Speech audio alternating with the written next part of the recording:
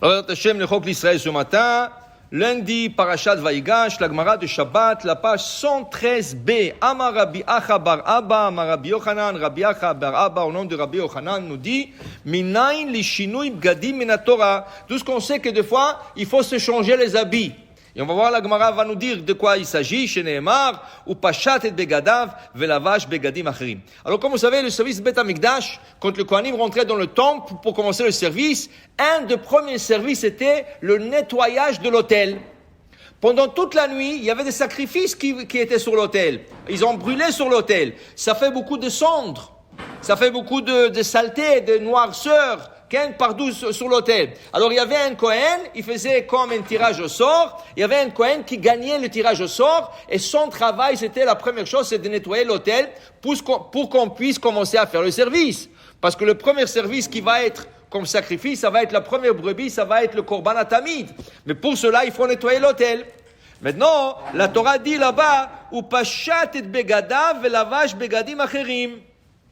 Qui veut dire, le Rashi nous explique, quand il va prendre, on appelle les cendres et tout le déchet qui reste sur l'autel, on appelle ça deshen. Ve'erim et deshen. Il doit ramasser le deshen. Mais la cendre, elle est noire. Quand tu ramasses de la cendre, automatiquement, avec une tunique blanche qu'avait le Kohen, automatiquement, ça va salir. Comment tu vas faire le reste des services de la journée avec une tunique sale? Tu es un serviteur d'un roi. Un serviteur d'un roi, il doit être présentable. La Torah, qu'est-ce qu'elle dit? Ou pachat et begadav. Il faut qu'il enlève sa tunique avec laquelle il va travailler pendant la journée. Velavash begadim acherim. Il doit mettre une autre tunique qui va se salir.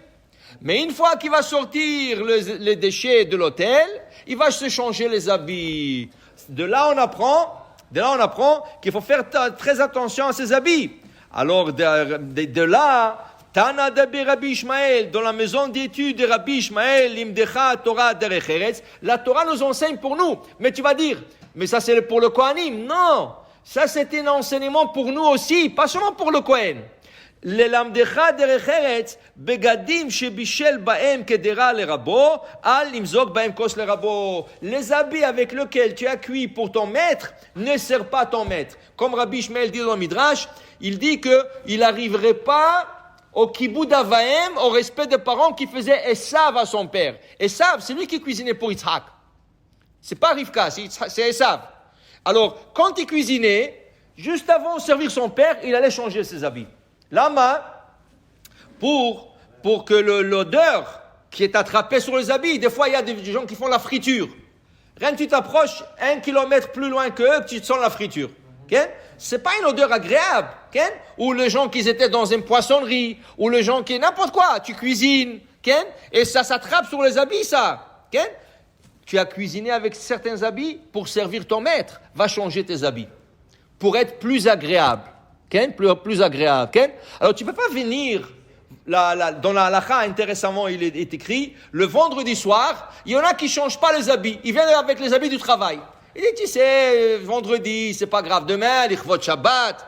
Alors, la halakha rapporte, le Be'er Etev apporte, qu'il y avait deux amis. Il y avait un qui est parti, qui a quitté ce monde. Quelques mois plus tard, il est venu dans le rêve de son ami. Mais il était vert. Il dit, qu'est-ce que tu as? C'est quoi cette couleur que tu as? J'aime pas la couleur que tu as. Il dit, il a été puni là-bas. Pourquoi il a été puni? Parce que le vendredi soir, il venait avec les habits de la semaine à la synagogue. Et il s'est changé les habits, l'Ichvot Shabbat, rien que le lendemain matin. Non, Shabbat, il rentre vendredi soir. C'est pour ça que le Chafetz Chaim, il dit aussi pour les femmes, c'est important que pour l'allumage des bougies de Shabbat, elles soient déjà habillées pour Shabbat. Il ne faut pas dire, je suis en retard, avec les habits qu'elle a nettoyé à la maison, qu'elle a cuisiné, elle allume les bougies de Shabbat, et après elle va se changer. Non, tu dois te changer et prendre la douche avant d'allumer les bougies de Shabbat. Par respect, ça c'est l'honneur de la mitzvah. L'honneur de la mitzvah. Donc c'est important que quand tu fais un service, tu fais des habits qui sont honorables. Dit la Gemara continue ici. Dans ce cas, alors, Amar Rabbi Chia bar Abba, Amar Rabbi Yochanan, Gnayu le Talmid Chacham, Sheitze bemena'alaim amtulaim lashuk. Un Talmid Chacham, quelqu'un qui apprend de la Torah, ne peut pas sortir avec des souliers qui ont été troués et réparés. Alors, à l'époque, Des Talmuds, il n'y avait pas comme aujourd'hui un luxe, tu peux acheter. Aujourd'hui, vous savez, pourquoi on ne dit pas Shechianu sur une paire de souliers? On dit Shechianu sur un costume, on dit Shechianu sur un manteau, on dit Shechianu sur un blazer, un manteau, un nouveau manteau que tu as acheté, mais pas sur les chaussures. Pourquoi? Parce que les chaussures aujourd'hui, ce n'est pas un luxe. Tu peux acheter aujourd'hui une paire de chaussures pour $10. Peut-être ça va être pas la plus confortable au monde, mais tu peux trouver un $10, $20. Alors il y en a qui achètent toute une garde-robe des chaussures. Alors c'est devenu quelque chose qui est normal, c'est pas important, ça donne pas de la joie parce que, oui, mais tu as la joie d'acheter une nouvelle paire de chaussures, mais pas autant qu'acheter un costume.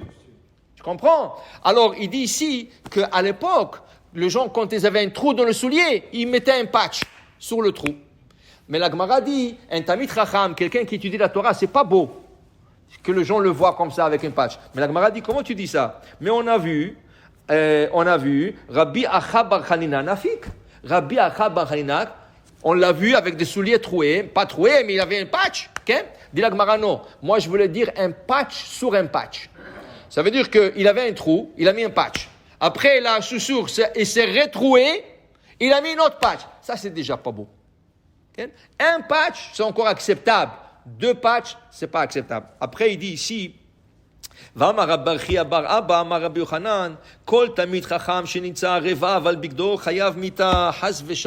qui apprend la Torah et il a une tache d'huile sur ses habits, chayav mita. Ouais.